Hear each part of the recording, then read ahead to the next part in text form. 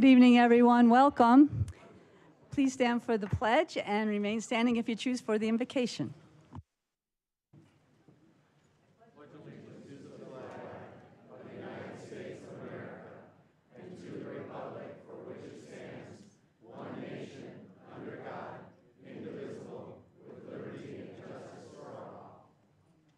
Thank you so much. We have Dee Pavia from Christchurch. Hi. Hello. Hello. Can you hear me? All right. Thank you so much, Mayor Dickey. I appreciate that. And just a special thank you as well to the town council members and the town staff. We just want to let you know on behalf of Christchurch of Fountain Hills, we absolutely love our town and we appreciate every one of your service here for our town. We really love and appreciate that. So wanted to share a special prayer with you, and I thank you for having me. Dear Lord, we thank you for this opportunity. We ask your blessings over today's meeting and council members, and I pray your blessings over Mayor Dickey and other members as they pass along the important duties of serving your people. Again, we thank them for their time in service. Be with them as they embark on the next chapters of their lives. Bless them, Lord. And as we welcome our new mayor, Jerry Friedel, and new council members to their positions, we humbly ask that you guide them in these new critical roles. Just as with existing members, we ask that you grant them wisdom, discernment, and a deep commitment to serving the needs of our community with fairness and compassion, or as the scriptures say, in truth and in love. May their decisions be guided by justice, their words be thoughtful, mindful of others, and their actions always reflect the highest levels of integrity and ideals of public service. Bless them, Lord, with the strength to face challenges, the courage to stand for what is right, and the humility to truly listen to the concerns of your people and make the best decisions for all. Thank you, Lord, for this time together. May it be productive, may it be peaceful, and as we enter into this Christmas season, a spirit of unity and a little joy today wouldn't hurt either. Go before us, Lord. It's in Jesus' name we pray. Amen. Thank you. Rachel, would you like to introduce our new clerk who will do our roll call? Yes, briefly, I would like to welcome Candace French-Contreras. She is our new town clerk. I think she's on day number 5 officially with us. She started last week. 5. Just before the holiday, so we are excited. This is her first council meeting with us. Not her first council meeting in general, but here with us in Fountain Hills. We're excited to have her, so welcome, Candace. Thank you very much. Thank you. Thank you. For our first roll call, Mayor Dickey. Here. Vice Mayor Toth. Here. Council Member Friedel. Present. Council Member McMahon. Here. Council Member Calabanakis. Here. And Council Member Skillicorn. Here. Thank you, sir. All are present. Thank you. Okay, so you're going to do the other thing later. Okay. We are going to start with comments. I have some brief comments to say, and then we'll see if the council would like to speak and if anybody from the public would like to speak before we go for the oaths of office. So I was telling some friends that wrapping up my time here feels a little bit like being in a theater production. Not that public service is like a show, which it can seem that way at times, but that it's special and it's finite. And it's like catching lightning in a bottle. Elections can be similar to auditions. I hope my sister Val's here. I hope she appreciates some of this. It can be kind of random who will be thrown together in order to create something good. Both efforts take away from family and from travel and from jobs and other pursuits.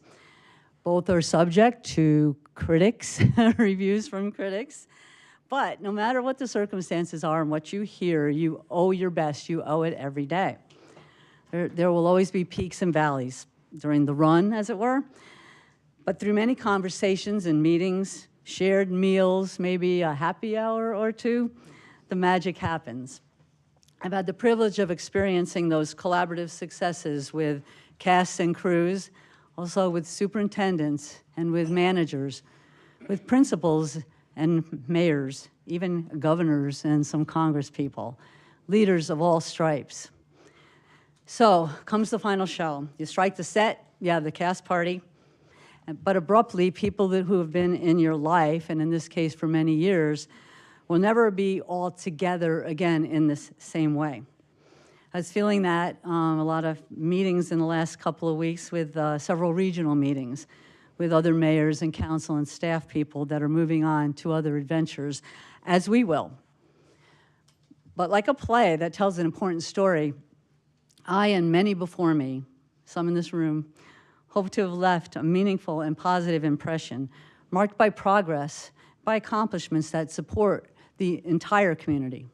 We take note of lessons learned along the way, but ultimately we provided experiences and memories that will last long after the curtain falls. I can't begin to thank everyone who has helped so much in countless ways.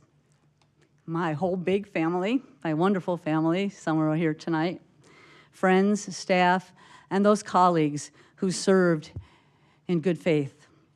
Many are gone, but their visionary presence lives on. It's been an honor, and I thank you very much.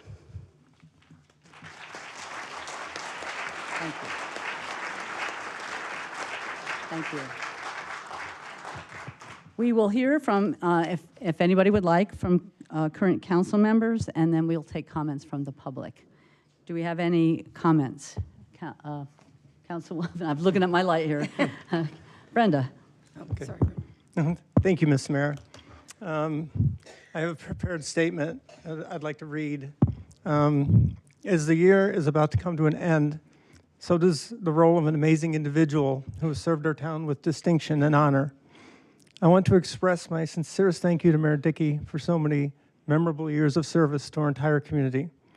What has become clear to me is that you love this town, you take your role seriously, you have sacrificed a lot in the service of this community, you do what you believe is right, and individually you have protected this town and made it the best it can be. We each only get so many heartbeats in this life, and you have given so many of yours in service to this town. It is remarkable and inspiring. At any given council agenda, you have made decisions that will impact several generations on topics ranging from police and fire protection, budget, taxes, Fountain Park, the arts, transportation, parking, road maintenance, housing, parks, land use diversity, business health, just to name a few. To do this, you have attended many council meetings, committee meetings, hearings, public meetings, liaison meetings, and public events, and you needed to prepare for each. That takes a lot of time, and you sure don't do it for the money or the recognition. Mrs. Mayor, you have more than earned a break, but we still need you. Please continue to give us the benefit of your wisdom and experience as you pass by. You will be sorely missed for many reasons. I end with the two words I started with, and they do not begin to express how grateful I am for your tireless service to Fountain Hills. Thank you. Thank you. I appreciate that.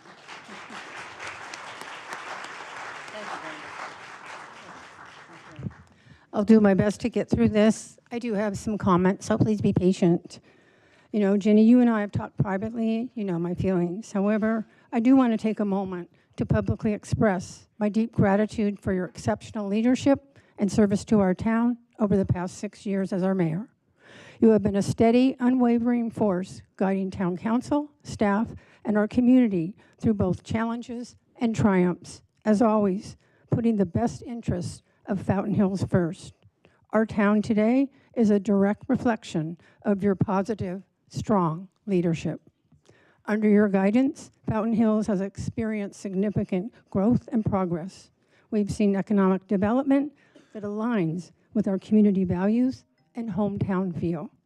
An award-winning balanced budget that's in far better shape than what you inherited 6 years ago. The creation of our own fire department and the establishment of our MCSO safety contract. This contract not only supports and respects our officers, providing more cost-effective service, but has also helped make our town one of the safest places to live in the nation. Not many mayors can leave behind such a lasting legacy of safety and security. Thank you. There are so many, I know you want it to be over, but it isn't. There are so many significant contributions you've made to our town, Too many to cover in detail this evening. I've had the privilege of watching you tirelessly collaborate with residents, staff, business owners, and town stakeholders to address complex issues, overcome significant obstacles, and keep moving our town forward. Thanks to your leadership, we now live in one of the safest, most desirable towns in Arizona, all while maintaining our local hometown feel. Fountain Hills is thriving because of your leadership. And further, you have spent countless hours representing Fountain Hills regionally, from your service on MAG to your participation in the Mayor's Roundtable and other significant forums. Your voice and perspective has been invaluable.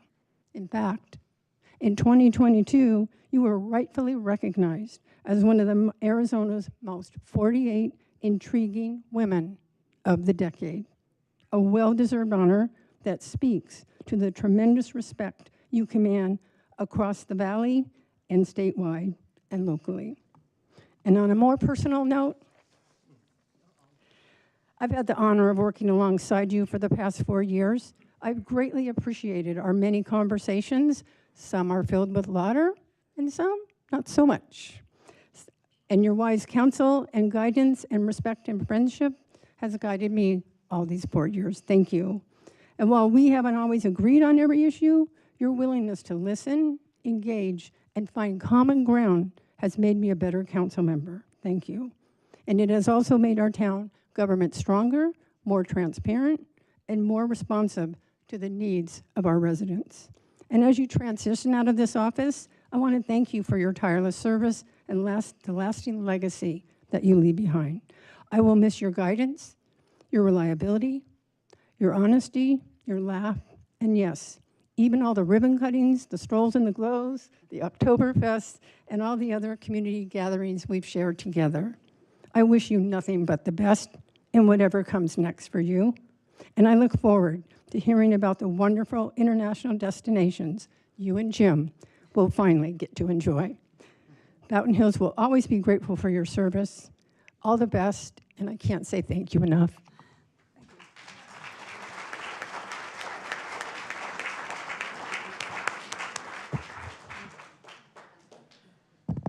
Madam Mayor, and you get to keep that title. You will be mayor forever, because once you earn that title, you get to keep it. I do want to thank you, and I want to thank your family for all the public service over the years, and I'm sure that will continue, and actually, I think we all expect that public service to continue. Thank you.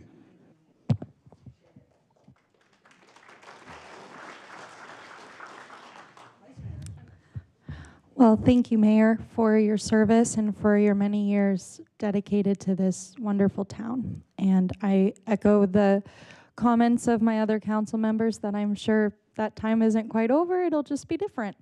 As your final curtain falls, I know we had a short time together, but I wanted to thank you for the times that you were there to listen and negotiate with us, even though I know we see things a little differently, so thank you for your professionalism.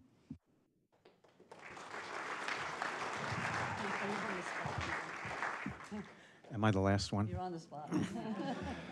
Jenny, I can't imagine walking in your shoes all the years of service for this town, so thank you for that, and may your retirement or whatever you decide to pursue be fulfilling for you, and enjoy it, because you earned it. Thank you. Thank you.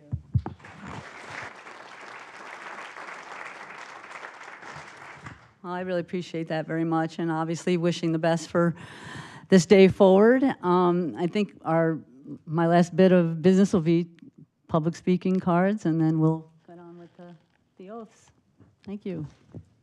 Yes, ma'am. You have before you on your screen 2 comment cards for your viewing that they did not wish to speak but wanted to make sure that you received those.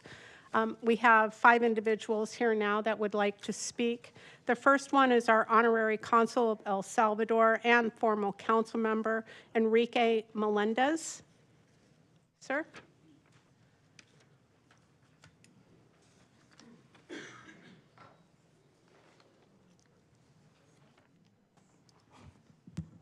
Good evening, Mayor Dickey, Vice Mayor Toth, Town Manager Goodwin, and staff. Prior to this, I'd like to take a point of diplomatic privilege and acknowledge that next to me, sitting down, are two former mayors, Mayor John Byler and his wife Cheryl, and Mayor Jay Shlum. But I'm here tonight to provide and try to do the best I can as a former council member and vice mayor to provide positive comments and offer gratitude to outgoing Mayor Dickey for the years of service to our community. I have known Mayor Dickey and her family for many years. Her father, an obstetric doctor, came to my home country of El Salvador years ago under the Medical Hands That Heal program and performed 5, I repeat, 5 complete knee replacements for the underprivileged in a jungle village. Was Mayor Dickey perfect? The answer is no. And neither was I when I served the community 23 years ago, and again today as I'm standing speaking to all of you. Because you know what? Because we live in an imperfect world. Mayor Dickey has love in her heart and pride for Fountain Hills, and I and the President of El Salvador today thank her for the support she has given to our sister city of Bataco, the second city that we had in Fountain Hills. 3 former mayors visited that city, and they're all in heaven. As the saying goes, people will forget what you said, people will forget what you did, but people will never, never, ever forget how you made them feel. Mayor Dickey made us feel proud during the turbulent times that our country and community are experiencing today and years before. Finally, I would like to congratulate incoming Mayor Jerry Fidel, a good man, a friend, and wish him success in moving forward and keeping our community safe and prosperous during his term in office. May God bless you all.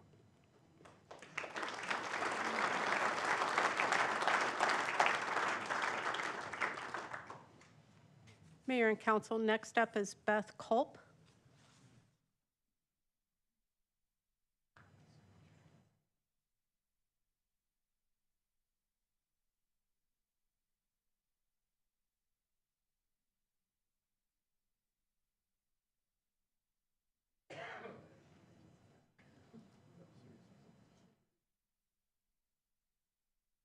Mayor, Council. It's very difficult for me to think about the commitment that you've made. By my figures, I think you've spent most of your adult life in public service. And you've been remarkable at it. Even though at the same time you're raising kids, you have a challenging job, you've always made time for your community.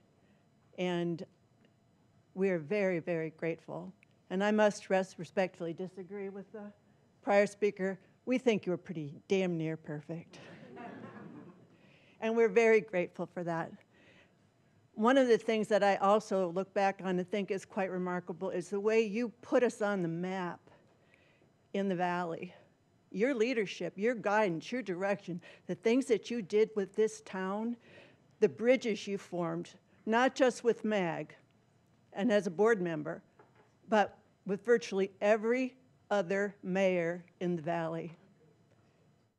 That recognition that you have an obligation to look outside the borders of this town to make our community better was exceptional, important, and we're very, very grateful that you had the foresight to do that. Thank you, Mayor.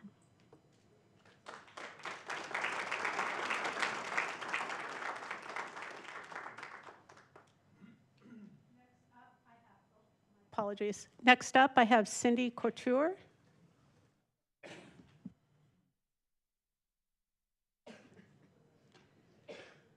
Mayor Dickey and Council. This is a weird thing to say because you're younger than me by quite a bit. But I've always thought of you as Fountain Hills' mom. I mean, seriously, like, it was always Mom was in charge, Mom was making good decisions for us, Mom was making our town better every time she took action. Dwight Eisenhower said, the supreme quality of leadership is unquestionable integrity. And Mayor Dickey, you've shown that. You've shown wisdom, you've shown integrity, and you've shown caring. And as I look around Fountain Hills, I see all of the wonderful changes that you've made. And I'm so proud of our town and proud of my mom. Most importantly, as a good leader, you haven't been afraid to go against us. Sometimes we don't realize what the right move is. And it seems like you figure out things, you figure out where the dominoes are going to fall, and you make the right decisions for us and lead us to those right decisions. And maybe a couple months, maybe a couple years later, we go, that was a good thing to do. I'm thinking of the garbage thing, way back, Republic garbage, way back when. Anyway, we slept well knowing you were in charge, and I'm proud to have you as a friend. Thank you for all you've done.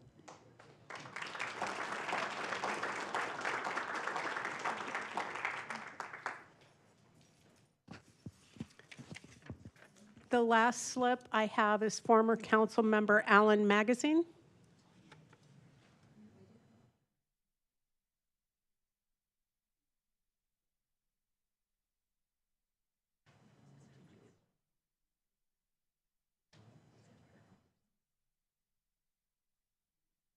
I look like I'm a little unsteady on my feet. I am. I've got a problem. Let me start by saying that I want to associate myself with all of the comments the council members have made. I could go on. Is that better? Okay. Mayor, you've been a role model. So much good you've done for the town. You've been on the school board, the council, the theater board, not to mention other activities too much to mention that some have already mentioned. It's been an honor and a pleasure to work with you for the 4 years we were on the council together. Pleasure to serve. You've done a fabulous job. You worked so hard for the huge sum of $6,000 per year. After taxes and Social Security, I think you owe the government money.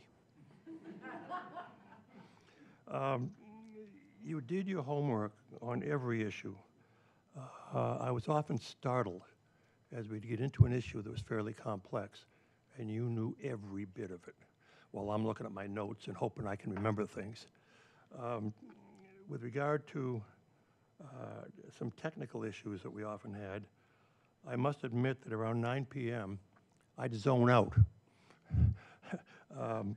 Knew you were carrying the ball, knew that everything was safe in your hands. So again, I want to thank you for everything you've done. You've done an incredible job. I've worked with several mayors over the years, both here and in another jurisdiction. I've never seen anybody work as hard as you do. So thank you on behalf of the citizens.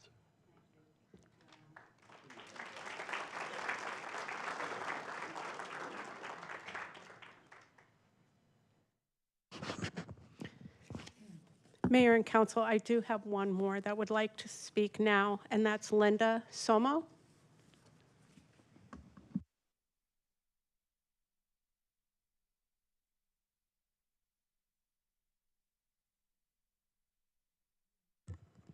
Madam Mayor, council members, I don't have the experience in this town that many of the people here tonight have. My husband and I just moved here 7 years ago, but I was so happy to find such a wonderful small town. I had never lived in a small town before. This was a new experience for me. But to find the type of leadership that our mayor provided and that the council provided to have this beautiful town so well run and so open to newcomers. I want to thank you, Mayor Dickey, for your leadership, your dedication, your integrity, and your foresight. But using the comparison of the theatrical performance or the theater, I guess I could best sum it up in just 2 words. Not just bravo, but bravissimo. Thank you.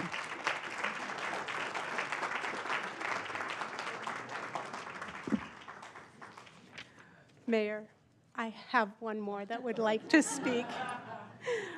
Peggy Yergain.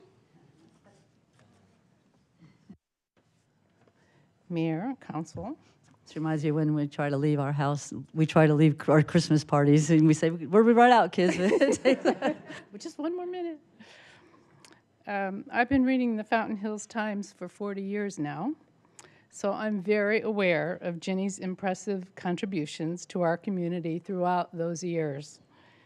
It's a long list of significant accomplishments. Obviously, you love Fountain Hills. Equally impressive to me is Ginny's good-natured attitude. She is friendly and she is patient. She cares. Gracious is the word that comes to mind. Whatever the outcome, Ginny, you handle it with grace. Win or lose, you turn your attention to the next important task and give it your best effort. Again and again, year after year. You have set a high bar for leadership in this town. Thanks for showing us how it's done. We are so proud of you.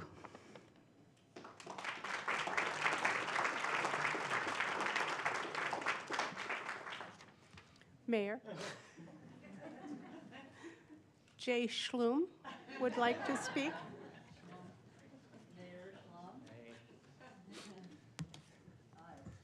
Thanks for serving us for decades, Mayor Dickey, at the school, here at the town, and pretty much anywhere else there was help needed. Thanks to your husband, Jim, and all your family that's done without you while you've served your community for basically volunteer wage, and you've done a wonderful job. It was a pleasure to serve with you on the council when I was mayor. And I know all the past mayors are not here because some of them are up in heaven looking down, but they're so proud of you as well. Mayor Jerry, Mayor Wally, Mary Sharon, they're all here smiling down on you and appreciative of your service to this town, of which you're part of why this is the greatest town in the world.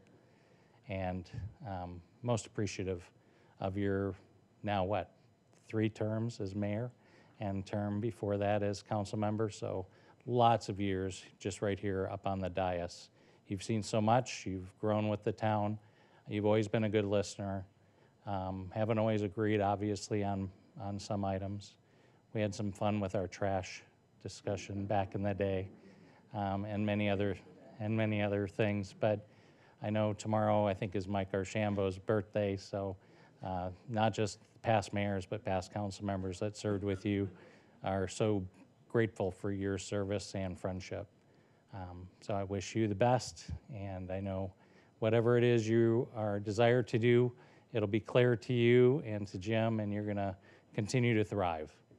And just so grateful for your service, grateful for our town council's service, and always here to be supportive or an ear, just as all those that have served in the past here in Fountain Hills are, to assist in whatever is needed. So best of luck to our new council members coming on board. Best of luck to our new mayor. You're gonna have such a great time. It's such an honor to serve this town. As you know, as a council member, as a mayor, you get to be kind of the point person for our community, and it's such an honor. Wish you all the best. Merry Christmas, Happy Hanukkah, and thank you once again, Mayor. Yeah.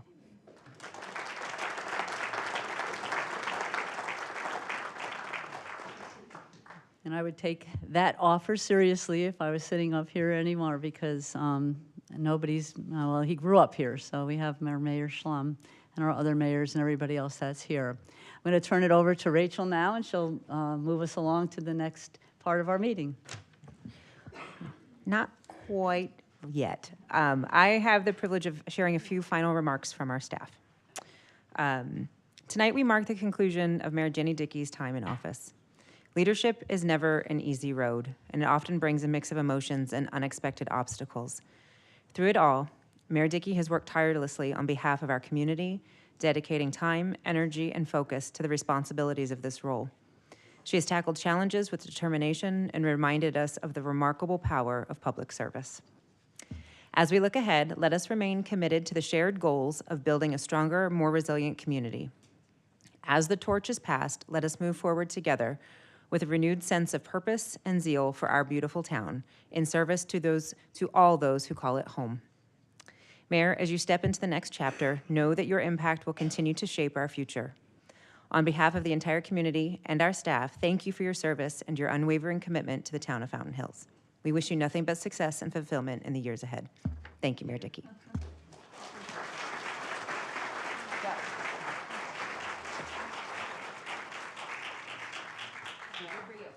Thank you so much. This is beautiful. Thank you. The chocolate looks good. I don't know, where's the captain? Need the Captain Morgan to go along with it. I'll get to work on that. Thank you. Share. All right, Rachel. All right, moving us along, I would like to ask Judge Robert Melton to step forward. I think he's somewhere in the back there. He is going to officiate our swearing-in ceremony. We're going to do this in two parts. First, I'm going to ask Mayor-elect Jerry Friedel to step forward. If you would step down and join the judge.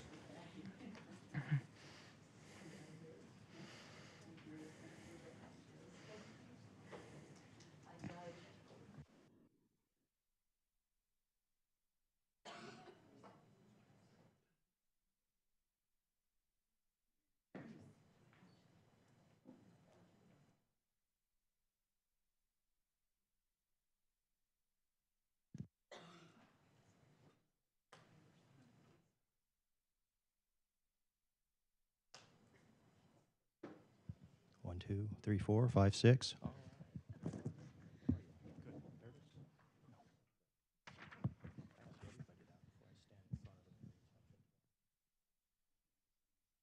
absolutely. Ready? Put your hand on the Bible. Raise your right hand for me. Repeat after me. I, Jerry Friedel. I, Jerry Friedel, Do solemnly swear do solemnly swear that I will support the Constitution of the United States that I will support the Constitution of the United States and the Constitution and laws of the state of Arizona. and the Constitution and laws of the state of Arizona. That I will bear true faith and allegiance to the same I will bear true faith and allegiance to the same, and defend them against all enemies, defend them against all enemies, foreign and domestic, and and that I will faithfully and impartially discharge the duties of the office of town mayor according to the best of my ability. according to the best of my ability. So help me God. So help me God.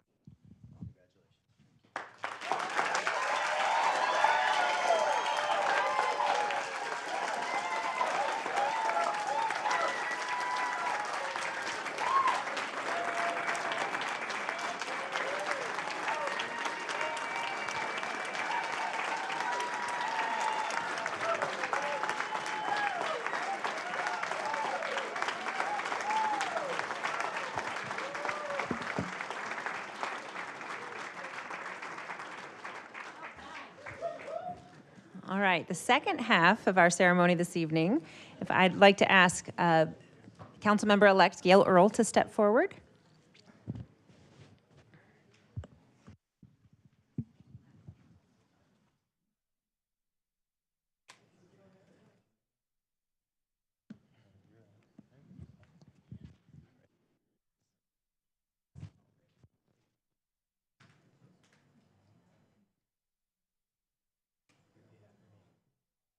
I, Gail Earl, do solemnly swear that I will support the Constitution of the United States and the Constitution and laws of the state of Arizona. True faith. Allegiance to the same. And defend them against all enemies. Foreign and impartially. Discharge the duties.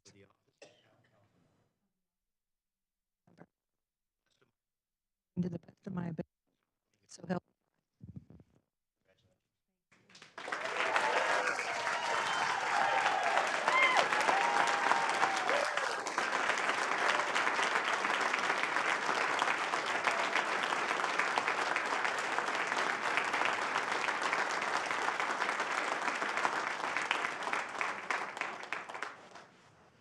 All right. Thank you, Judge. Appreciate your time. Absolutely. And with that, we will take a brief recess. Please join us out in the lobby for some brief refreshments. We will be reconvening in roughly 10 minutes as our new council. Thank you.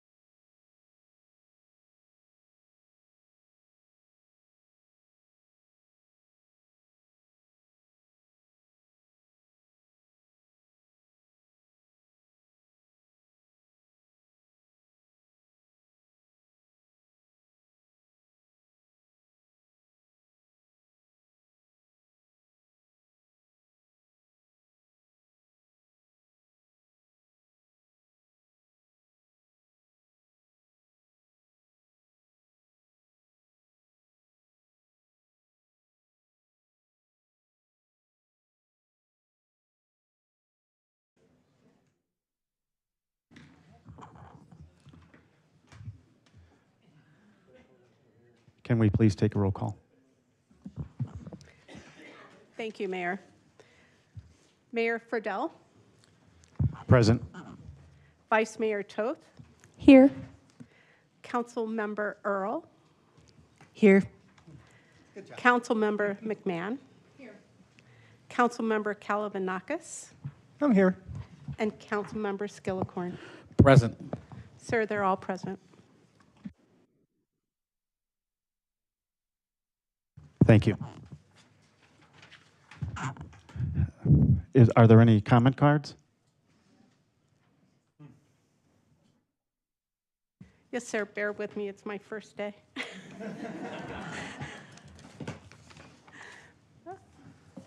I was waiting for one.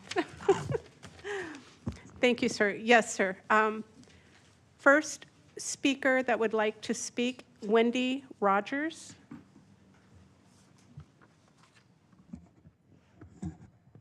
Mr. Mayor and council members, it's my honor to be your first testifier. And I am Senator Wendy Rogers from Flagstaff.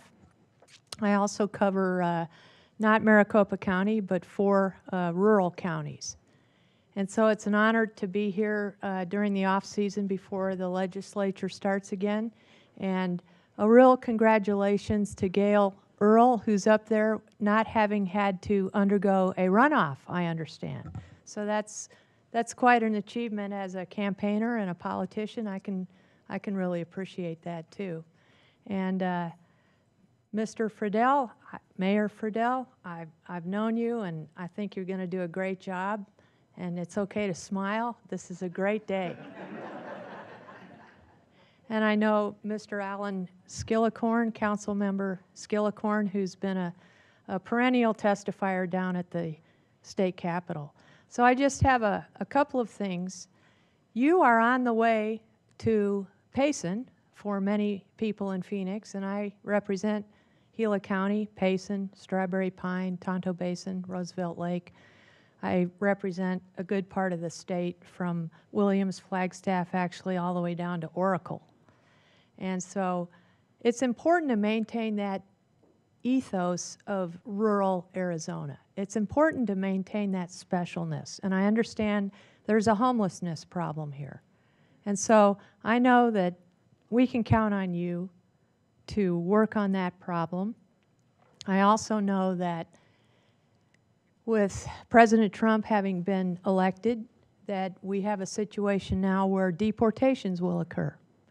And the Ninth Circuit just upheld the right to deport today in the United States. So if that comes up as any kind of dilemma or conundrum, I know that all of you will uphold the law and work with the federal government to do what's right. So these are things that are going to come up. We're going to encounter kind of a tumultuous time, possibly. So strong leadership here in Fountain Hills is going to resonate through the state, through my district, and God bless America. Thank you.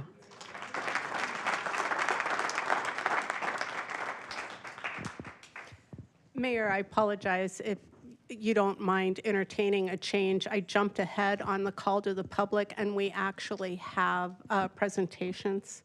Can we go ahead and jump back up, and then we'll go back to call to the public? Absolutely. Does that work for you? Absolutely. Rachel, do you want to introduce her?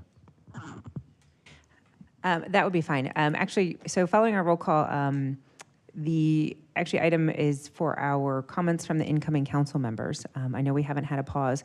We had comments of our outgoing mayor, but I wanted to keep us back on track. We do have a moment for comments from our incoming. Mayor, did you have any comments that you wanted to share? I do, but I will relinquish the microphone to Gail Earl to go first. If you have any comments, Gail, that you want to make. My first time. I just want to, we just came off Thanksgiving, and I want to give a thanks to this town and everyone who supported me, and I'm very grateful to be up here. It seemed like it took a long time to get here, but I'm here.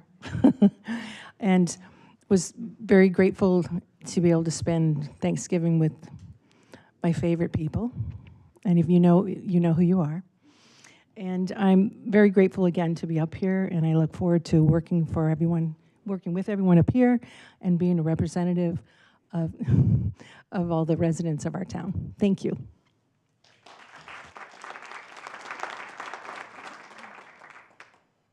So I do have a mayor's statement that I'd like to make. I think some thanks are in order. So I'd like to, first of all, acknowledge Vice Mayor Hannah Toth. I'm using this gavel that she gave me about almost 2 years ago. She didn't realize that it would really come to fruition, that I would really be using it here. So I want to thank her for this, this honorary gavel, which I'm using tonight in my first meeting. So this will be on my desk here forth. And I think you all know that I like to support our town and our small businesses in this town. So I want to give a special shout out to the social thrift store in town. The suit that I'm wearing tonight is from those guys. So if you're watching or you're around, thank you for getting me outfitted in a very nice suit. And for the other men in the crowd, we do have two other options in our town. We have Manny's on the Avenue and also John's Tailor Shop. So the men can be looking really good in this town. So I'm so grateful for my wife, family, and the wonderful friends who stood with me during this long and at times difficult campaign. I want to thank my former colleague and friend, David Spellich, who's in the crowd tonight, who mentored me when I first started on the town council. It means a lot, David. And he still, to this day, is giving a lot back to this town. So kudos to you, David. Thank you. And again, to the countless others who have helped me and supported me, I could never repay you for your kindness and generosity. There's a lot of you. I'd like to thank our town manager and the staff who work tirelessly to provide services for our town residents and business community. They often go above and beyond the call of duty, and they make sure that the jobs get done. They get services out to our residents and our businesses on a daily basis. I appreciate them and respect every one of them. So thank you, Rachel, and the town staff. I'd also like to thank our MCSO partners. Captain Kratzer, you're in the back. Thank you to you and your deputies who put your lives on the line every day for us and keep us a safe community. We appreciate that. I also want to mention our new fire department. Chief Ott is in the back as well. Thank you for what you do. Thank you for the calls to service. There are many, and we really appreciate that support in our town. I have no doubt that this council will work together to accomplish the best for Fountain Hills. We will listen to our residents, gather facts, and make decisions that are best for the town, not based on our personal agendas or feelings, but based on those facts. My goal is to continue to make Fountain Hills a beautiful place to live, and with that, I'm done. Thank you.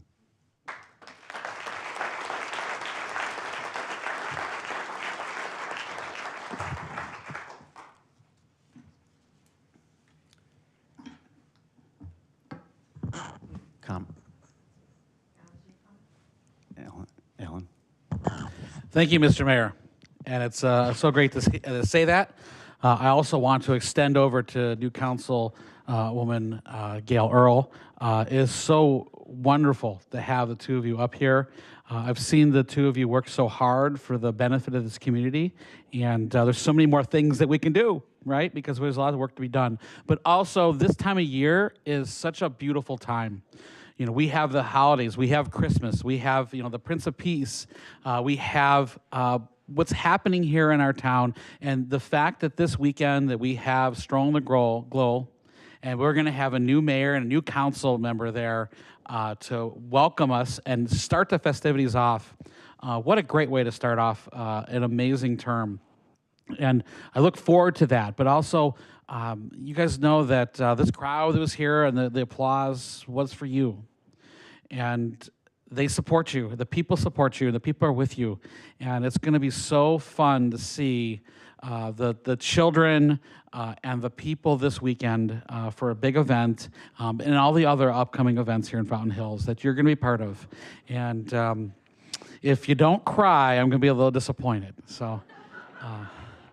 But thank you so much, and it's gonna be great to see what you're gonna do, and I'm excited to see it myself. Thank you.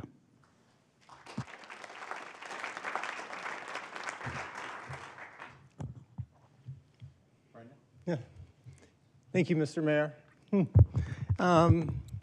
What a wonderful evening. The celebration of democracy, bringing people together, voting, putting up campaign signs, and electing our representatives like no other country in the world. We do that here. We pick our own leaders. We pick the people that we trust. And the people trust Jerry. Jerry has got the things that would be required to be a good mayor. When he ran years ago, he worked so hard knocking on doors that he had holes in his shoes that had to be replaced because he visited thousands of homes. What you need to be a good mayor is you need somebody to work hard. You need somebody with intelligence. You need somebody with a good sense of humor. And you need somebody that loves this town. Jerry checks all those boxes, and he will serve this town well. And I'm very proud of him tonight. I'd also just like to thank everybody, the new council and the old council, for your willingness to serve.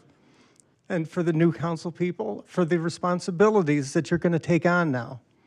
I encourage us all, like Jerry said, put the campaign behind us and let's deliver Fountain Hill citizens the thoughtful, fair-minded, full-functioning, and cooperative government that they want, they seek, and they deserve.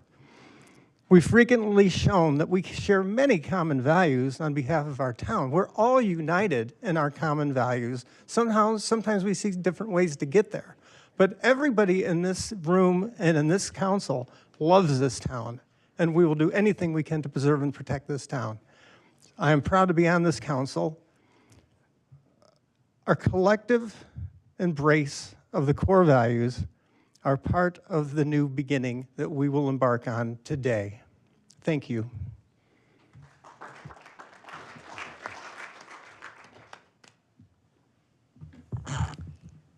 Presentations. Oh, I'm sorry, Hannah.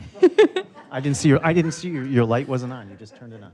Go ahead. I was feeling a little left out on pouring love onto our new council members and not so new Jerry, but new position. I am going to cry. I'm going to be the one to cry. Not to mince words, I poured my heart and soul into this race because I believed in you, Jerry, and you, Gail, and I cannot be more proud and happy that I'll be serving with you the next 2 years. I can't wait to see what you do, and I'll keep it short because I know we wanted to go to presentations, but Fountain Hills, we're in for a golden age.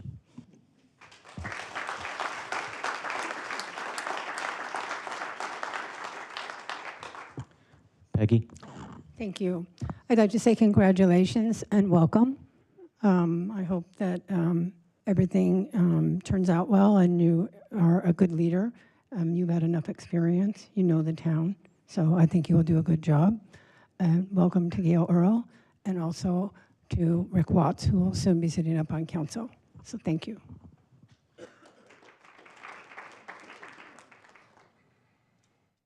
Now we can do presentations. Wow. Presentations.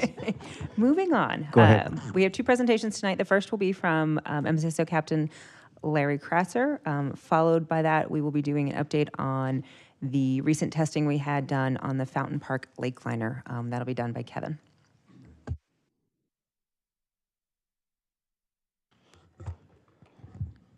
Good evening, Mr. Mayor. Congratulations. Welcome, Councilwoman Earl. Congratulations. And good evening to the rest of the council. I think this was strategic planning on Rachel's part, but I get to follow all that. So I'm going to bore you guys with some holiday safety tips and some reminders of ways to keep yourself safe over the holidays in the residents of Fountain Hills. So this time of year, we like to remind folks what they can do to help keep themselves safe during the holiday season. It's a busy time for shopping.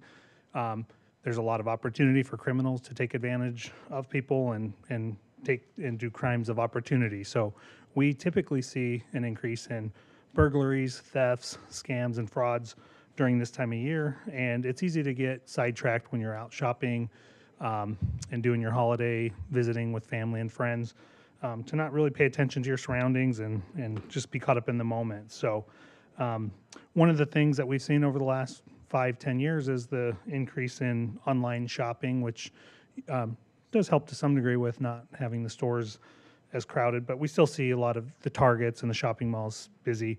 So some of the tips when we talk about things, we first talk about when you're out shopping and you're out and about, just remembering to be aware of your surroundings. You want to shop during daylight hours if possible. Park in well-lit areas if you have to shop at night, and try to be in an area where you're not isolated. Set your alarm and your anti-theft devices. One of the big things and issues we see a lot of times is not leaving purses or packages or shopping bags visible in the vehicle. There are thieves out there who will break your window to get to those packages or the purses if they believe there's valuables inside.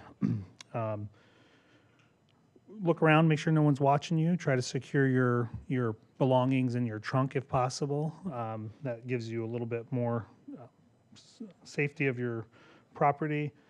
Have your keys ready and accessible when you're walking to your vehicle, so you're not fumbling looking for your keys in your purse, or head down when you're trying to get into your car. And then don't set your wallets, your purses, your bags on your vehicle while unlocking your car, and keep a secure hold on those items, your purses, your wallets, and your bags.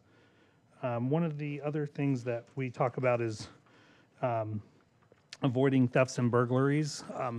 As we talked about earlier, packages this time of year with Amazon and a lot of the online stores, it's common to have packages delivered and they'll sit on your doorstep all day, or your patio. We take handfuls of reports here in Fountain Hills throughout the course of the year for packages that are stolen, and of course at Christmas times when thieves know that there's valuables being delivered, they're looking for those packages. So do what you can to not leave those packages on your doorstep for long. Maybe ask a neighbor to grab your packages for you. Install a Ring device or a security camera system if possible. And there are opportunities where Amazon and some of these other companies will deliver those packages to secured boxes at like Circle K's or other stores, and that's a good way to protect those packages. Keep your porches well lit. Make it known that don't try to help deter people from coming on your property and taking the items without being captured or deterred. And then lastly, we'll talk a little bit about scams and frauds. With the credit card usage and all the online scams we're seeing these days, keep your credit cards, keep track of your credit cards, keep them in your possession. It's good usually to make sure you're enrolled in some kind of credit monitoring system to make sure your credit's not being used, or your cards aren't being used, or your name's not being used. Make sure that if you see any kind of suspicious activity on your billing cycles or your credit cards, or any activity on your bank statement, that you're reporting it immediately, contacting your bank and reporting any of those incidents to MCSO. And then we're seeing a lot of crimes that don't necessarily have to do with holiday safety, but just safety in general, of computer scams where you'll get a text or a phone number saying that you have a refund coming your way from a business, and then you'll call them back, or you'll respond to the text, and then they legitimately look like they may be a business, close number to Amazon or Google or some of those big companies. If you were to Google it, it's a digit off. So once they get in and you allow them access to your computer, they can then access your bank account or some of your other accounts online. So I know that the Fountain Hills Cares event recently talked about this, and we had a couple of our detectives from property crimes speak at the event, and it was a good topic leading into the holidays. We just wanted to make sure for those that weren't there, or those watching on TV or listening to the council meeting, that we reminded them of those safety tips. Lastly, I'll end with discussing. We've had a lot of incidents in the last couple of months, especially involving bicyclists and vehicles and accidents. So in November, we had 2 within 5 days of each other, where a motorist hit a bicyclist, and one of them, the bicyclist broke two of his legs. It was a vehicle that didn't see him coming at a stop sign and ran into him. The other one was in the Walgreens parking lot, and luckily it only resulted in minor injuries. But this time of year, with the weather being nice, people being out and about, strolling the glow, all the pedestrians being out, the bicyclists being out, we're just really hitting on being aware of your surroundings. And we worked with Mike Pelton, the Community Relations Director, to push information out on the town's website and social media. And we're going to do the same with holiday safety tips, of just tips as a driver to be aware of to help avoid and seeing pedestrians and bicyclists. And then also as a bicyclist or a pedestrian walking, tips to help keep yourself safe with wearing bright colored clothing, not assuming that a vehicle sees you, and taking the opportunity and the extra time to get across the street slowly. So I know all those tips aren't quite in line with the celebration that we're having tonight for the new council members and the outgoing mayor, but that's what I have for you. If there's any questions or comments, I'll be happy to answer your questions best I can.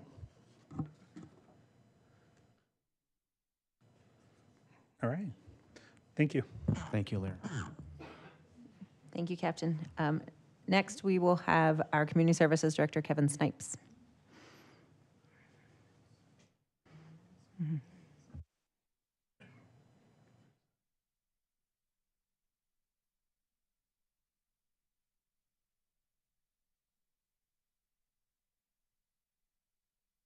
I was hiding in the back.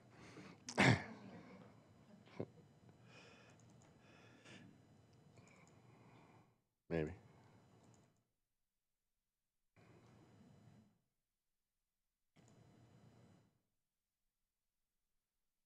All right, good evening, Mayor and council members.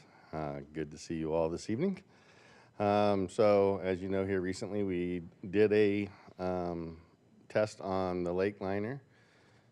Since we have some new council seats being filled, I thought I'd also take this opportunity to kind of talk about how we got to where we are and where the recommendations came from. So a few years back, we worked with a company, Black & Veatch, to do a very thorough analysis of both the lake liner, the irrigation system, and all the electrical components that are combined to go with them.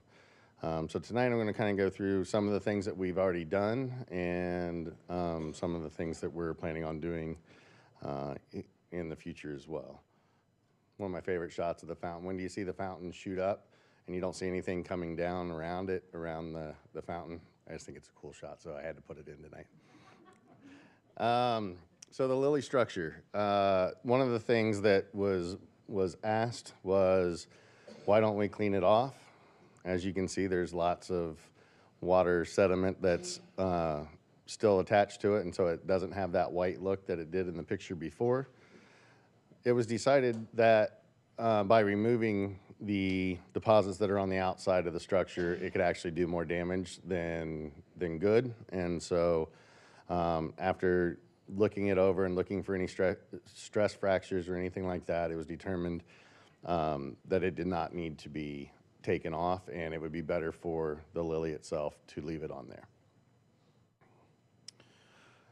Here you see our electrical system, which is the heartbeat, so to speak, of our fountain. Is it old? Yes. It's the original, so it's got some age on it. However, after looking through it, there's no known issues with it at this time. I was hoping to have our electrical PM done by the time we were doing this, because we are doing a PM on December 17th, as you see there. We had to move it a couple of times because we couldn't get all the parties involved together, because SRP has to come out and they de-energize the whole system, and then we have some specialists that come in and do our PM work on the electrical panels. And so getting everybody to be able to be here at the same time proved to be more difficult than it should have been.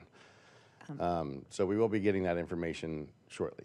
Just for the good of the conversation, PM work is preventative maintenance. This is very true. I just want to make sure everybody knew what that meant. Absolutely, yeah. So they're doing, what they'll do is they'll come in and they'll clean all the grease off of the contactors and reapply, look for any weaknesses, look for any issues with the electrical system.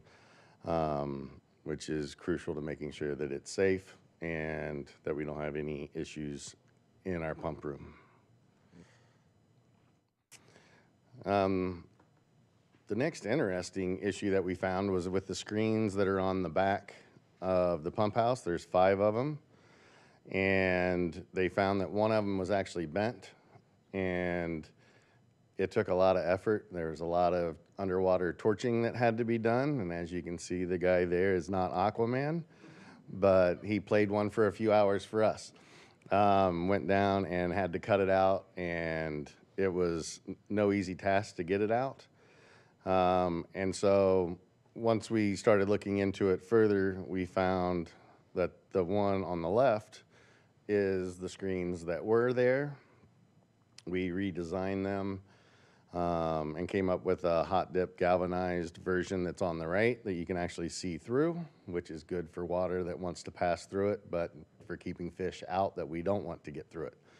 And that was kind of our big indicators. We actually did suck a fish into the fountain pump motor, and it caused some damage to one of our pumps. And we said, well, how does a fish get in here if there's screens on the back? And found that the screen had been broken. So this has solved all of our problems. But yeah, they've held up really well. They function great and no issues. The next issue that we were having, the check valve that prevents water from flowing backwards when you have 2 of the 3 pumps running or 1 of the 3 pumps running. You don't want that water pressure to go backwards into the other pumps that aren't running. And so this is what prevents that. The one on the left was what we had when I got here. It took the place of the clay valves that were originally there.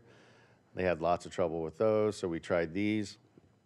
And they just mechanically couldn't handle the pressure of slamming shut every time that one of the pumps shut off and the other one didn't. So we switched over to the Zurich swing check valves that are on the right. They were substantially more, but they have proven that they're holding up really well. We've had no issues with them so far.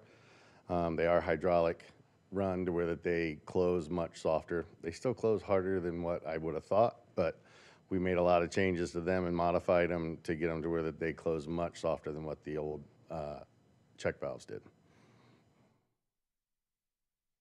The other thing that was recommended is that we get new PLC controls so that we have a different computer setup running the fountain. We took that several steps further, and now everything that runs the fountain is part of a app that's on our phone. We can get to it on any internet access anywhere. It'll show you everything from the wind speed, how sunny it is, the direction of the wind, how strong it is, and it tracks how many hours each one of the pumps is being used. It also allows us to change the colors of the fountain. We can set up different programs for the fountain. This has been a game changer for me, where when I get calls on Saturday and they say the fountain's not running, I can look and say, yeah, you're right, it's not running. It's actually too windy. Instead of guessing and them saying it's not blowing in where I'm standing and having that conversation for 30 minutes. So that's worked out really well. And we do have backups on it. We have 3 different wind meters that are on it, 2 that are on actually at the pump house, and 1 that checks the internet, so that we can also check and make sure that if we do have an issue, we'll be able to tell by looking at different places to make sure that that's the case. Now to the evaporation test. So we did an evaporation test when we did the Black and Beach study, and this was our second run at doing it. The first one came out that there wasn't any issues. Before we start the evaporation test, what we do is we shut down all water that's coming into the lake. So that means the pump back site, as well as all the sanitary districts filling of the lake. And we also shut down the irrigation system. And the worst part, we have to shut off the fountain for 6 days so that we don't lose evaporation when the fountain's running. So through doing all of that, and then on the left there, you can see the metal container that we fill up with water, that's our control. So that gets checked for evaporation, and then they do it by volume of water that's in that, and compare it to the volume of water in the lake and the evaporation that happens in the lake. And the one on the right there is showing the temporary measuring tool that is used right by where the lake fills, to get the measurements and make sure that we don't have any issues with the lake liner. So this is our 2020 evaporation test, and it's basically showing the lake drawdown is the darker blue, the light blue and the gray are the control, and the difference that's in this is not considered an amount that is concerning. It was considered that they were both dropping at the same rate, and so we weren't seeing any issues. For our this year evaporation test, as you can see, they're very similar again. And so at this time, we do not believe that there's any significant issues with our lake liner leaking. Yes, you can all clap and celebrate, because that is important. And I won't be retiring this year, so that's good.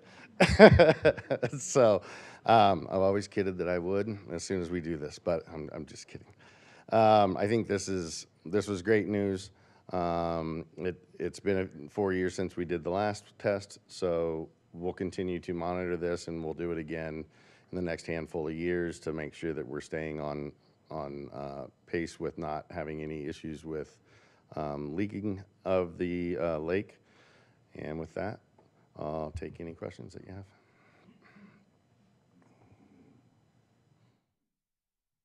Peggy? Thank you. Thank you, Kevin, for your presentation. I appreciate the update. I know it's been a concern in the back of all of our minds. We put money towards it, and we are concerned about it. I guess I have a couple questions. Does it cost money for us to do this? And do you think that as the liner ages more, that you should do it more frequently, like every other year or something like that, to make sure that it's not leaking? Are there other ways, simpler ways that, or less complex, I should say, ways that you can test or like know that the liner's not leaking? And also, with that in mind too, if and when that happens, then I guess we're gonna have to have a time projectile, not to jump ahead, whoever's serving on council to address it and fund a new lake liner. Hopefully that will never happen, but, probably will. Thank you. Yeah, so Mayor and Councilmember McMahon, what we're really looking at is the last time the lake liner was replaced, they noticed because the liner was actually floating in the lake and they were finding water downstream. So before it got to that point, I'm more than confident that it had years of having leaking going on. It just didn't show up until the very end. And so they weren't testing at that time that I know of at all. And it had just become the town, so I'm sure the town hadn't tested either. The recommendation from Black and Veatch when they were here was to do it every 5 years. If you start seeing any signs or any other issues, then increase the regularity of doing the test. There is definitely a cost associated with it because we're bringing scientists out to do the test and give us a real evaluation. Could we do it cheaper? Yeah, we could do it cheaper, but we wouldn't get as scientific of results as we get this way. And I'd much rather have somebody be more definitive than me going out with a ruler and testing it and saying, I think we're okay. Thank you, I appreciate it. Certainly. Other questions? All right. Thank you.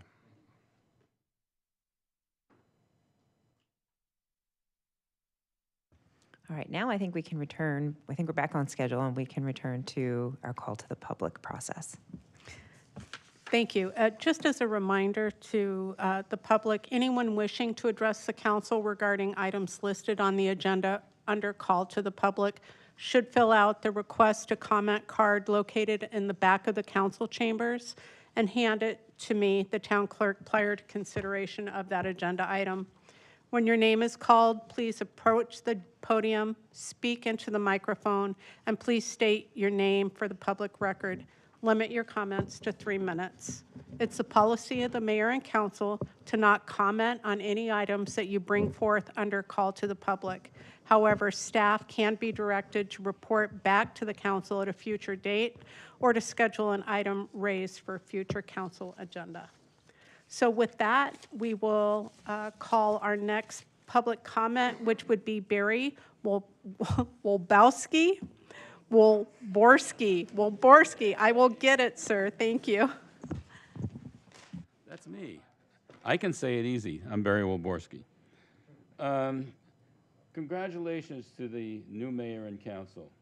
Clearly, the residents of Fountain Hills decided it was time for a change.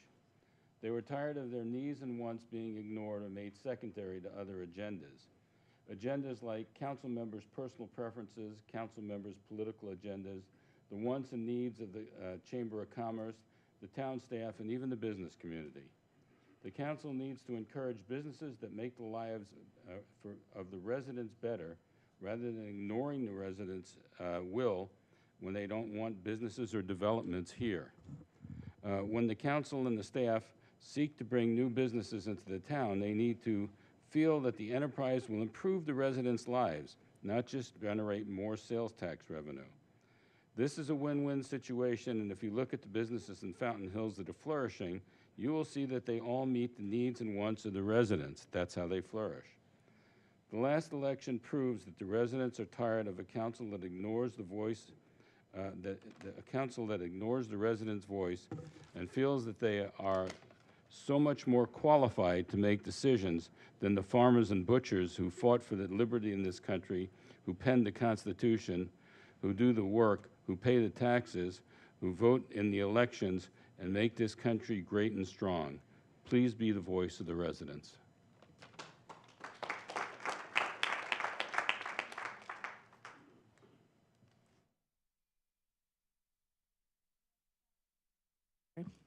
Next up, Crystal Kavanaugh.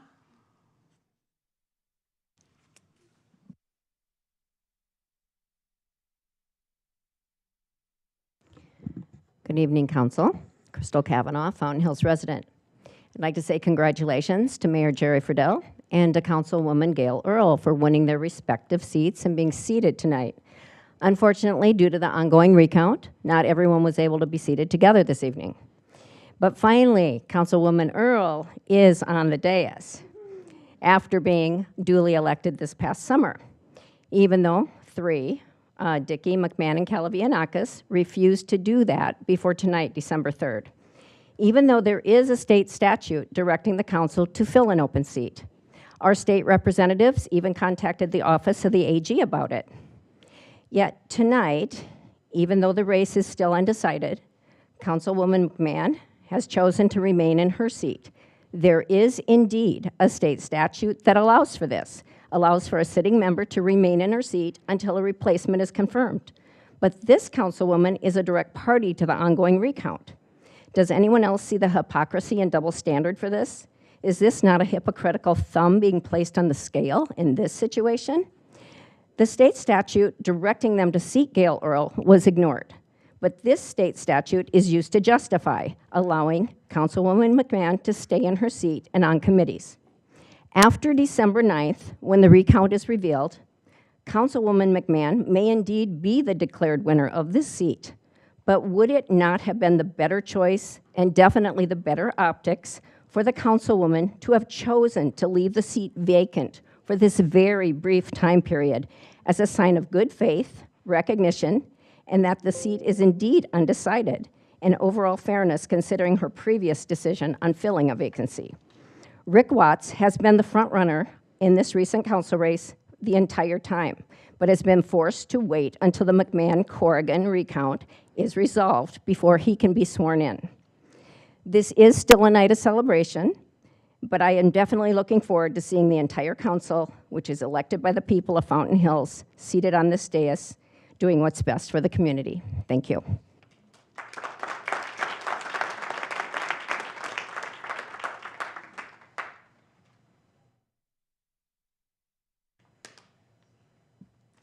Next up, Larry Spade.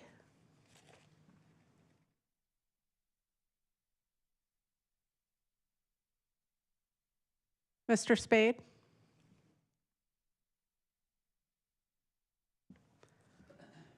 Liz Gildersleeve?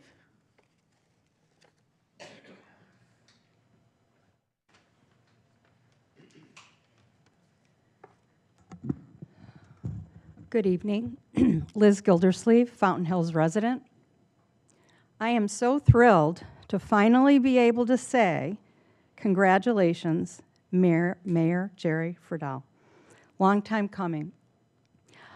Also, congratulations to Councilwoman Gail Earl and Councilman Rick Watts. Hang tough, Rick, it's going to happen. I saw firsthand the sacrifices you and your families took to campaign and run for office, and I am thrilled that the rest of Fountain Hills got to know you too and extend their support with your votes. You all will be terrific, and my family and I thank you for running for office. Matthew Corrigan is another fine individual, and I'm hopeful that he comes ahead in the recount. Fountain Hills would be equally lucky to have him on the council too. This is a big moment. You can accomplish significant things for this town. And together, in particular with Councilwoman Toth and Councilman Skillicorn, you can do great things for Fountain Hills neighborhoods and small businesses and clean up some of the bigger issues from the last 2 years that were not handled properly. I'm confident that you can fix these issues and the other issues that will inevitably come your way. Again, thank you for loving our beautiful town and running for office, and congratulations on winning so decisively. Not even close. So well done. I wish you and your families a very Merry Christmas. Thank you.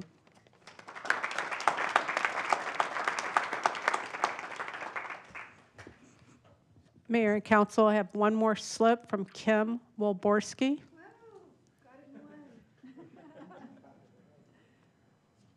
I'm Kim Wolborski, a resident of Fountain Hills for 5 years now. And I just want to, I got up because I wanted to welcome Councilmember Earl and Jerry Friedel. It's wonderful to see you both up on the council together.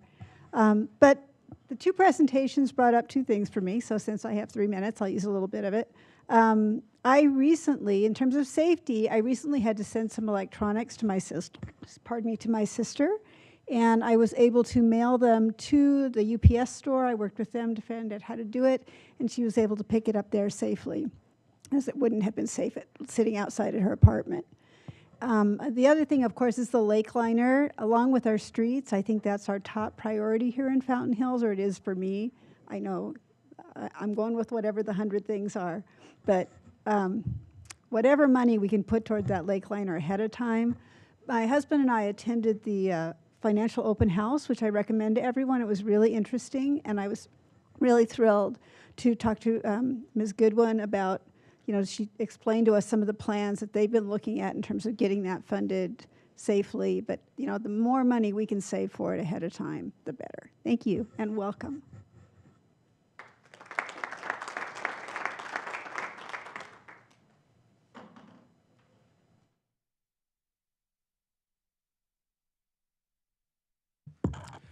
So for this meeting, we'll move on to the consent agenda items. And for this meeting, there are no items on the consent agenda. So we'll move to the regular agenda items. And we've got Rachel, our finance director. We do. We have Paul Soldinger. He's going to walk us through the fund balances from the end of last fiscal year, and then we'll be taking direction from the council tonight of where you'd like to place those balances. All right, thank you for the opportunity in front of the new council, new mayor. Good evening, mayor, vice mayor, and council. Appreciate the opportunity to be here tonight. Tonight, I'll try to keep my presentation and discussion as brief as possible, but I'll be discussing our audited fiscal year 24 fund balances. So that would be as of June 30th of 2024. And the reason we're talking about it tonight is because our audit just completed a few weeks ago, and so now we have the opportunity to discuss and the excess reserves that we'll have. And then I will provide a brief update on the first quarter revenues for fiscal year 2025. Please wait to discuss the recommended transfer until I complete the presentation, but feel free to ask any questions along the way.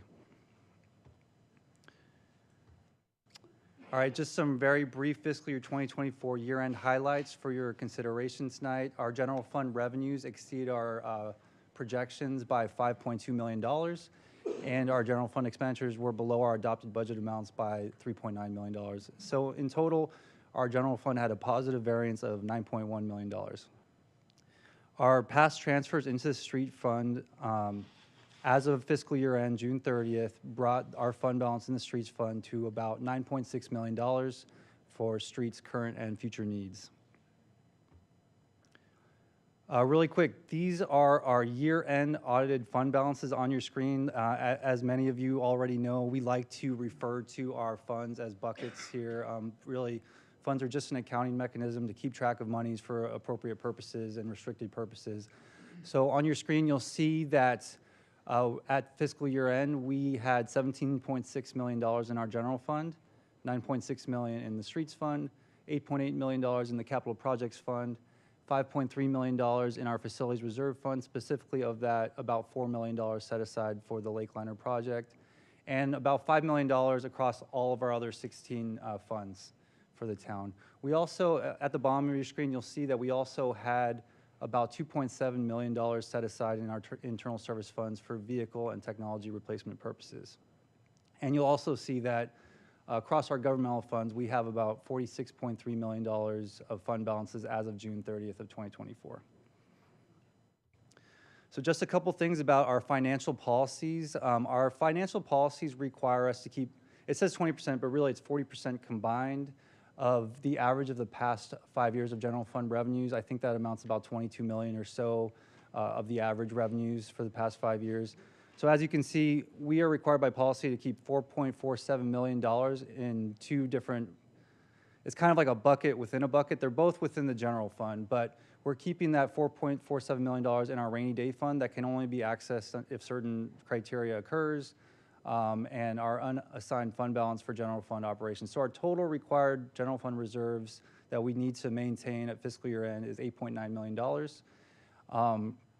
Part of the fiscal year 2025 budget that was adopted by council on June 4th of this year already included $4 million of transfers out of the general fund. $2 million went into the streets fund, and $2 million went into the facilities reserve fund. Of that, $1 million was specifically for the Lakeliner. So our policy also requires that any leftover reserves after these transfers are made are going to be transferred into the capital projects fund. So we're here tonight basically because there's a little bit more excess reserves than we expected. So we'll discuss that in just a minute. So this is just an illustration on your screen now of the different funds. And really, this is pretty much July 1st of this year. So after the new fiscal year started, we processed the budgeted transfers. So as you can see, the general fund started at $17.6 million. We transferred $4 million out, $2 million in the streets fund, $2 million in the facilities reserve, and we had $13.6 million left over in the general fund. And at the very bottom, it kind of explains what I'm about to explain, but the required reserves of $8.9 million still leaves about $4.7 million that we would be transferring into the capital projects fund. So based on these excess reserves, we are recommending tonight to Mayor and Council to transfer another $2 million into the streets fund. The general fund excess reserves of $4.7 million would be transferred to capital projects, but that fund really already has sufficient fund balance to be able to complete all our projects this year that we have in our capital improvement plan, and with the incoming revenues throughout this year, as well as potential transfers next year, plenty of money in my estimation to be able to carry out those capital projects. So tonight, we recommend that $2 million going into the streets fund for additional streets paving needs for the future, and the remaining $2.7 million would be transferred into the capital projects fund in accordance with policy. So that was fiscal year 24. I'm just going to briefly go through fiscal year 25 just so you have an idea of what's going on this year, and then I'll open it to discussion if that works.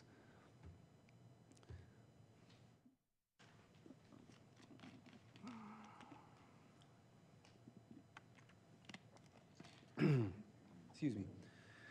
So total net taxable activity for Q1 of fiscal year 25 for the first 3 months was $153.7 million.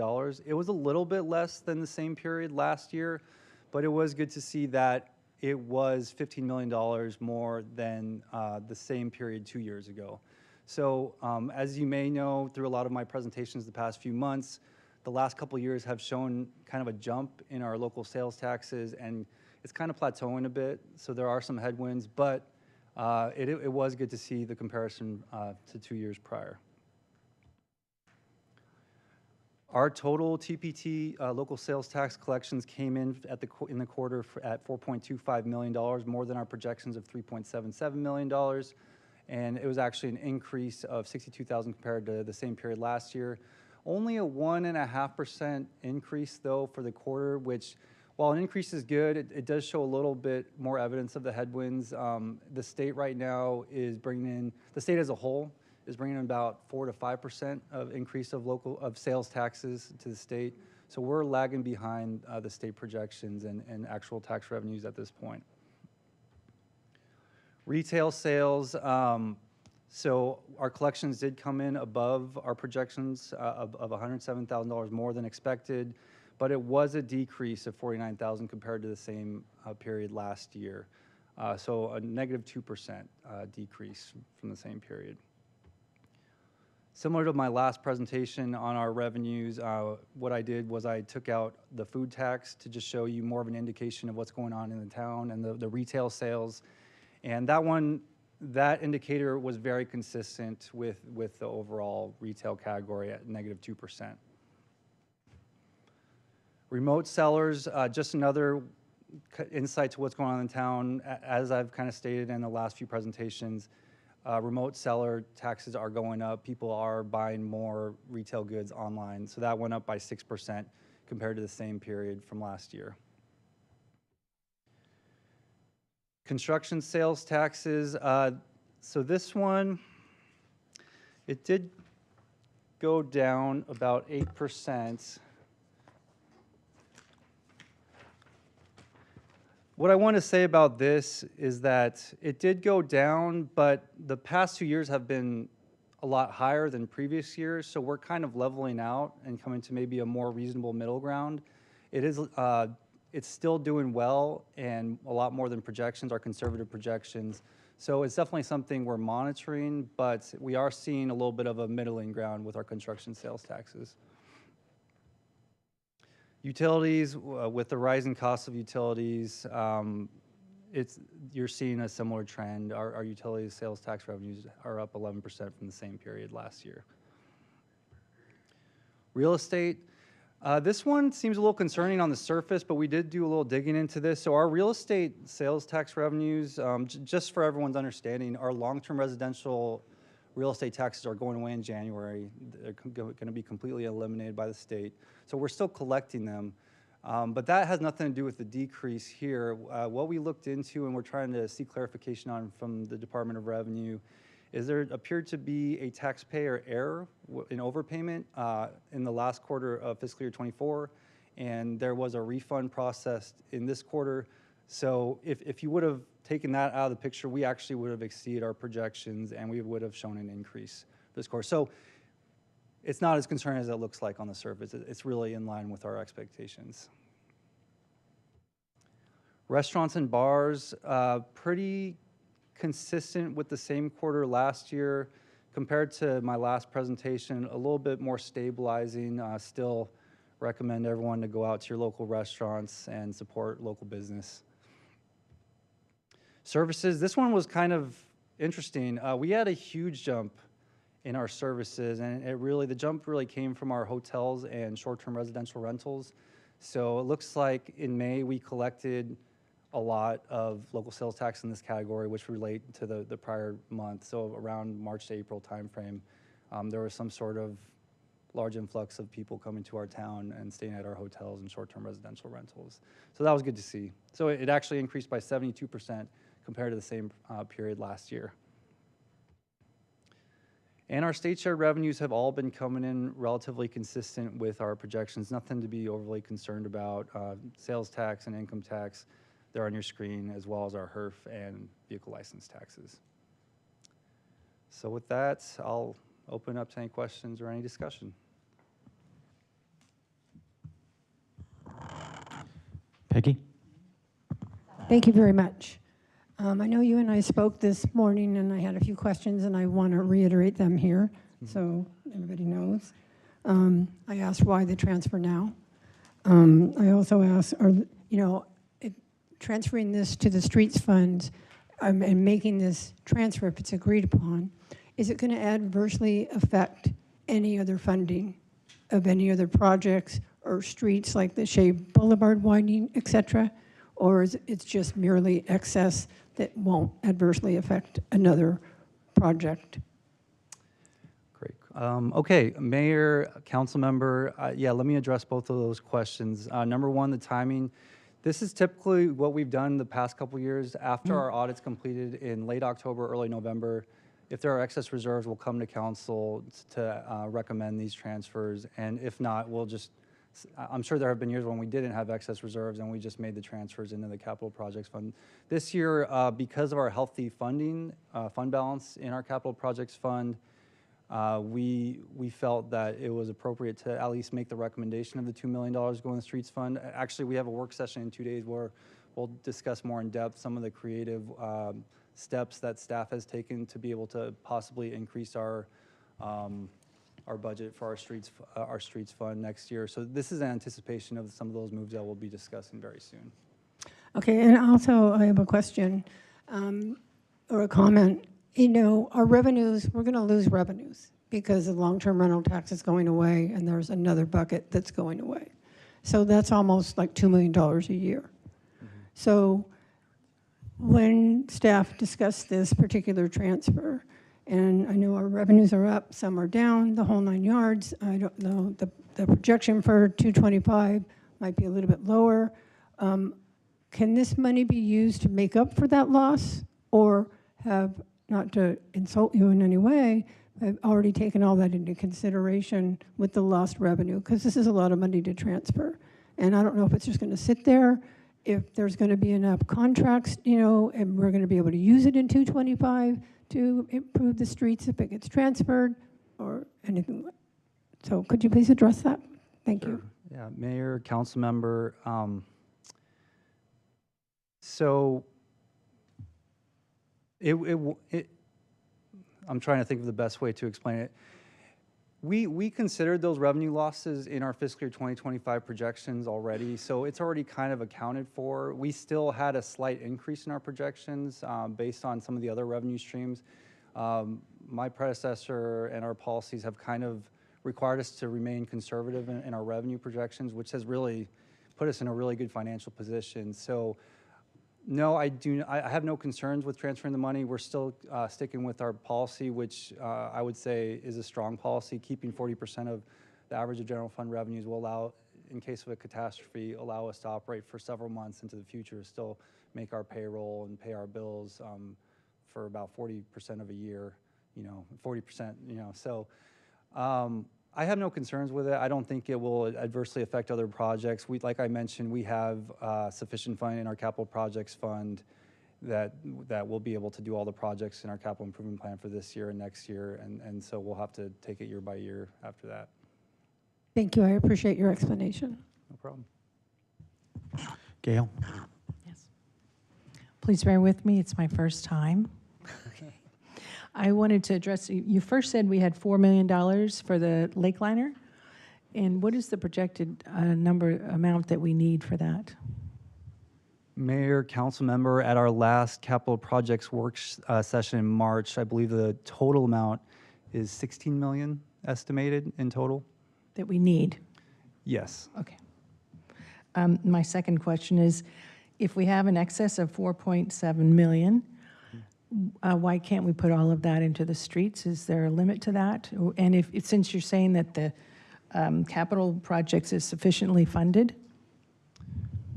Mayor, council member, you could, so that would be a council directed decision. The policy is council adopted, so we follow the policy, and if council wanted to make the decision, they could. The challenge with that would be future funding for the capital projects fund. We might be a little more restricted next year in what we can do because, yes, we have $8.8 million, but we have several big projects going on this year. Number one being the Golden Eagle impoundment, which is coming in about $3 million.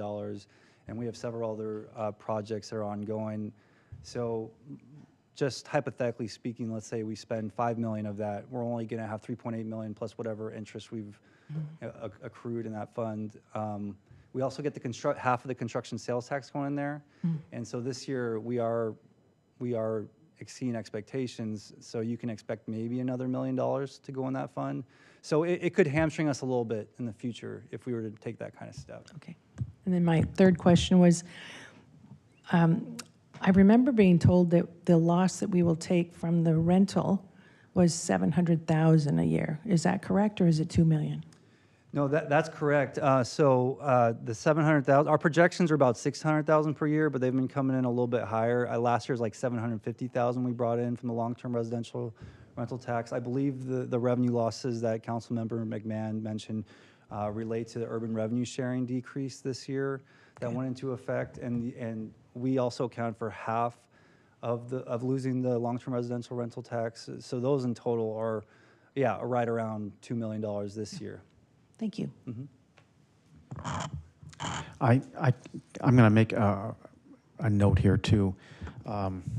So we have 4.7 million. I want this council to think about $2 million to streets, $2 million to capital. We need money for wash maintenance as well. Can we shove some of that over there and maybe bolster that, because we're on quite a wait to get some of these washes taken care of. And then $500,000 to wash maintenance, and then maybe something to the downtown fund. We've got projects we want to do downtown as well. So I think if we take a look at this a little bit differently, $2 million in each of those buckets for capital improvement, streets, the lake liner, and then streets, and then maybe shove a little bit to the wash maintenance as well. It would be something I would think we should take a look at doing as well. And Councilman Skillicorn, you're next. Thank you, CFO Seldinger. And I'd just like to make a motion to do the budget, or the transfer of $2 million to the streets fund. Second. We have a motion and a second. Mayor, before we have our roll call vote, just to answer your question about the wash maintenance, we do have that funded for this year. We're moving forward on that, actually making pretty significant progress. So we're underway, which is great. To that end, when we talk on Thursday, we're going to actually be talking about the sunsetting of the environmental fund, and that is where the washes have been funded out of. So I think that's what you're referring to. So as we go into the next fiscal budget, we will have to fund that out of the general fund.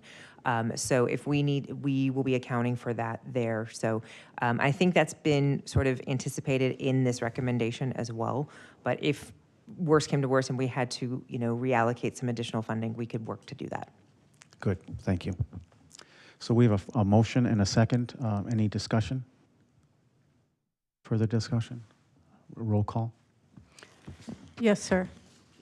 Councilmember Skillicorn, how do you vote? Yes.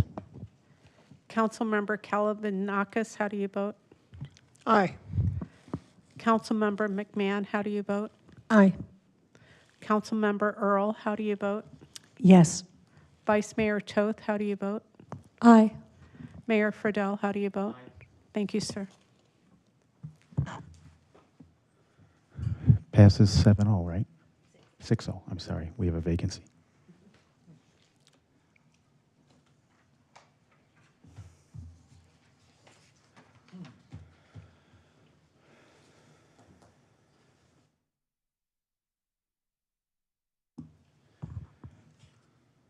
Okay, I think that's all we have on our regular agenda. Are there any comments from Town Council?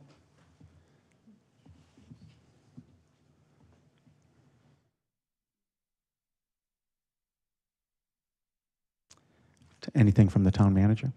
Nope, I have all of our notes from our call to the public. It doesn't look like we have any action items resulting from tonight's discussion. And are there any items for the future agenda? Thank you, Mr. Mayor. Yes, I do have one item for the future agenda.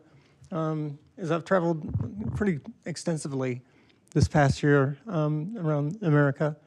A lot of the cities have signage for their celebrities or people of note.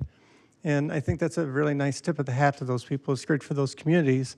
So what I'd like to suggest to be on a future agenda item was we put up signage that says something to the fact of, welcome to Fountain Hills, home of Sheriff Joe Arpaio.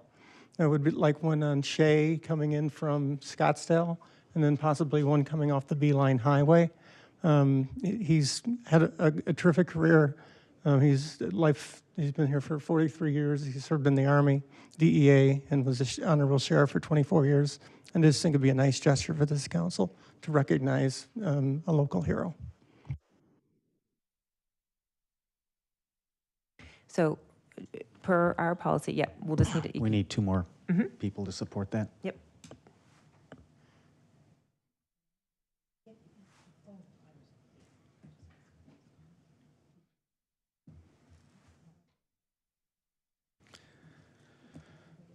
Okay, noted. Thank you. And then if there's no other items for future agenda, you can call for a motion to adjourn. Motion to adjourn the meeting? So moved.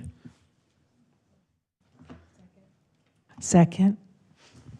All in favor? Aye. Thank you. Well, meeting's adjourned. Yes.